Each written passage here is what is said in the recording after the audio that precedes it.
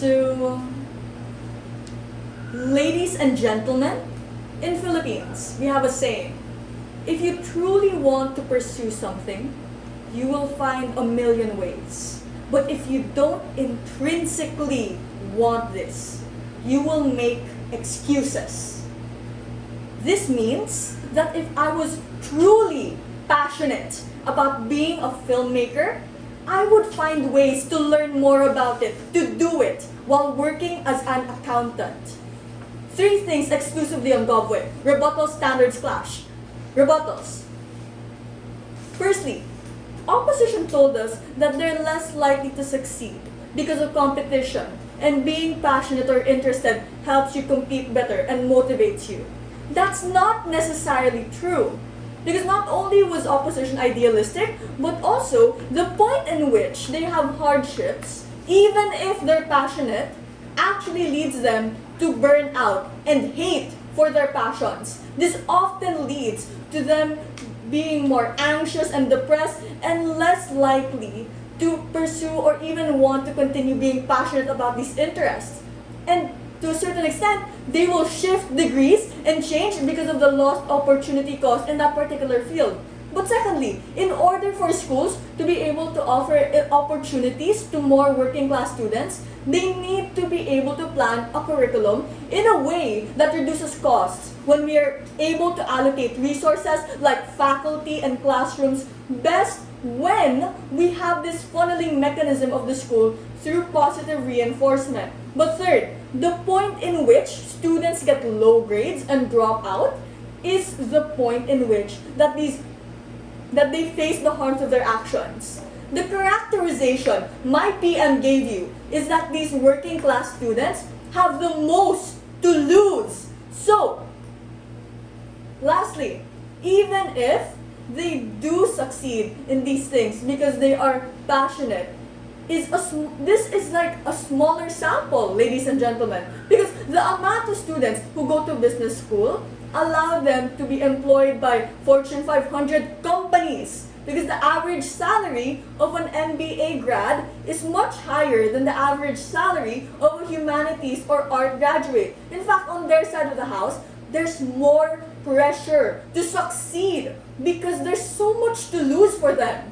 They need to be the best actor to go into Broadway, or the best musician if you want to get a deal with Spotify. The path to success is risky and is smaller on side opposition. The only ones who can actually take this risk are rich, privileged individuals from wealthy families.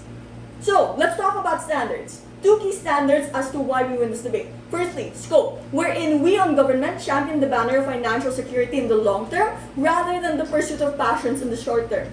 Government immediately outweighs side opposition, because even if students will get to study their passions, 2 things. Firstly, they are unable to support their family and siblings because the low employability degrees essentially increases the barriers for obtaining employment. That's why we call it low employability. But second, we need to understand how occupations we get from high employability degrees gives way for these pursuits of passions. So on this scope alone, we support both students and their families in the long run without wholly sacrificing their passions. Government wins the standard of scope then, but my second standard is on likelihood. Government's case is more likely to happen wherein we have the financial stability to pursue our passions in the long run, which is a much better situation than the op comparative, wherein they take the risk to pursue liberal education or their passions. When A, they might realize midway through their course that they don't actually have what it takes to be the best in this field. Shifting to a high employability course, that means they waste both time and money. But B, this may lead to the likelihood that at some point, when they need to support their younger siblings, when they need to support their family who is suddenly in an accident, they are unable to do so because low employability jobs at the start, once you graduate, are low paying in comparison to those that are high employability. So let's talk about the main clash. The main clash then is on which side is able to better cater to the needs and the likelihood of success for these students. This clash is important because they are the primary stakeholders in this debate. So, the leader's opposition's case is hinged on success that is inherently dependent on motivation of the student and their interests. 3 things as to why this is less impactful. Firstly, passion does not equate to success. And this is something both sides deal with. You can be a passionate artist but never be successful. We told you that passion only goes so far as the money you have in your pocket.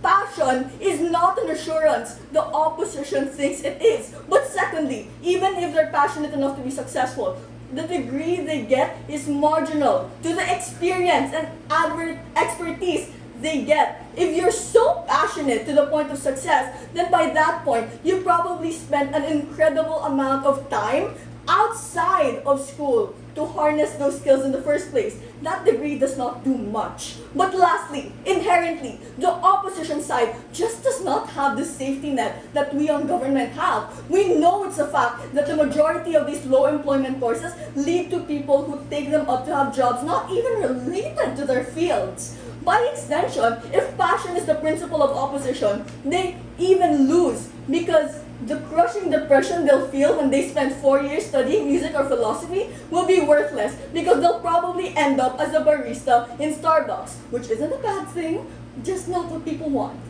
Second, they emphasize this argument of that these people being bad at architecture, engineering, or whatever, all those boring subjects, because it isn't in their interest. Simple rebuttal. People are inherently capable of adapting to circumstance. People might not like architecture, engineering at the start. Hell, they might be terrible at it. But that is the precise point why we go to school for it. Their side of the house weirdly assumes that these working class people aren't capable of adapting to these industries. And guess what? Even if all of this was true, assuming they are wholly incapable, Mr. Speaker, they never even tried to tackle a shift for school to prioritize vocational education. So for all those reasons and more, opposition win. Government win.